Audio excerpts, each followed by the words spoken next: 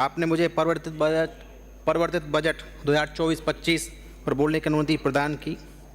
माननीय सभापति महोदय जी, आज हमारे माननीय मुख्यमंत्री महोदय जी पूर्वी राजस्थान से आते हैं और पूर्वी राजस्थान के अंदर हमारा धौलपुर, करौली, गंगापुर, सवाई माधोपुर, भरतपुर और दौसा, 5-6 ज़िले आते हैं। जो बजट पेश किया गया है उसमें सिर्फ और सिर्फ जहां आपके भाजपा के विधायक हैं वहीं सिर्फ बजट दिया गया है और जहां कांग्रेस के विधायक हैं वहां बजट नहीं दिया गया। तो ये पूर्वी राजस्थान की जनता के साथ बिल्कुल कठोराघात है, उनके साथ धोखा हुआ है। ये उनके साथ बिल्कुल धोखा हुआ है। पूर्वी राजस्थान के अंदर जो जनता आपको देख रही है उनके साथ बिल्कुल धोखा किया गया है।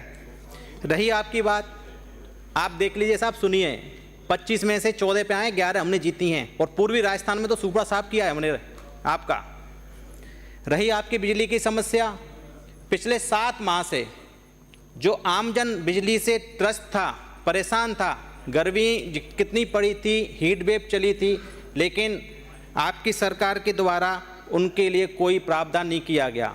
आपने बजट में बताया गया है कि 2 साल के अंदर हम 2,08,000 घरेलू कनेक्शन देंगे, लेकिन मैं आपसे कहना चाहता हूं कि 7 महीने में घरेलू कनेक्शन की कितनी पेंडेंसी है।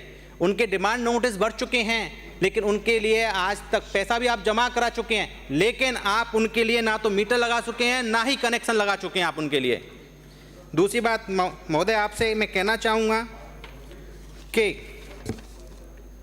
मैं जिस जिले से आता हूँ, करौली धौलपुर, उस जिले के अंदर आपने करौली धौलपुर टाइगर रिजर्व घोषित किया सैद्धांतिक सेंट्रल गवर्नमेंट की तरफ से, और उसके अंतर्गत वन भूमि में स्टेट कालीन से जो लोग रह रहे हैं, रियासतकालीन तरीके से लोग रह रहे हैं, 100 साल से लोग रह रहे हैं, उनके विस्थापन की पुनर्दान के लिए कोई व्यवस्था नहीं की है।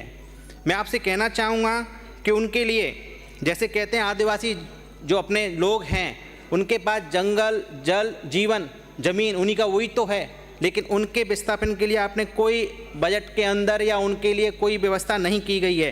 क्योंकि मैं जिस विधानसभा क्षेत्र से आता हूं उसमें अधिकतर फॉरेस्ट का क्षेत्र आता है। मैं आपसे इस सदन के माध्यम से माननीय सभापति महोदय जी, मैं सरकार से कहना चाहता हूं कि आप उनके विस्थापन के लिए या उनके लिए कोई ऐसी पॉलिसी लेके आएँ जिससे उनके लिए व्यावसायिक गतिविधियाँ मिलें उनको और उनके विकास के लिए कोई हो सके।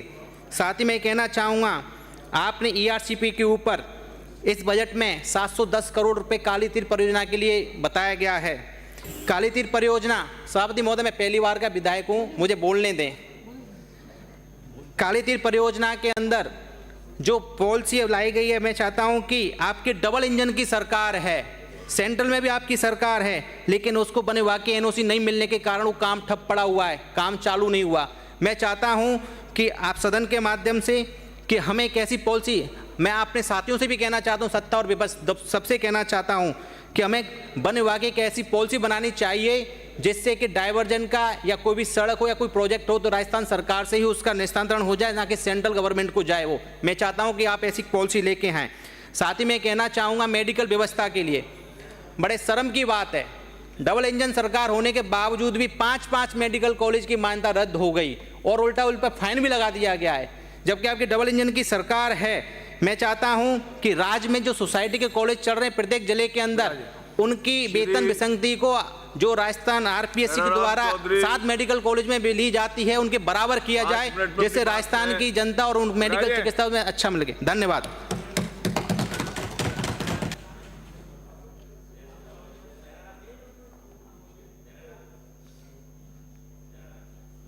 राम जी, मैं तो इंतजार ही कर रहा था।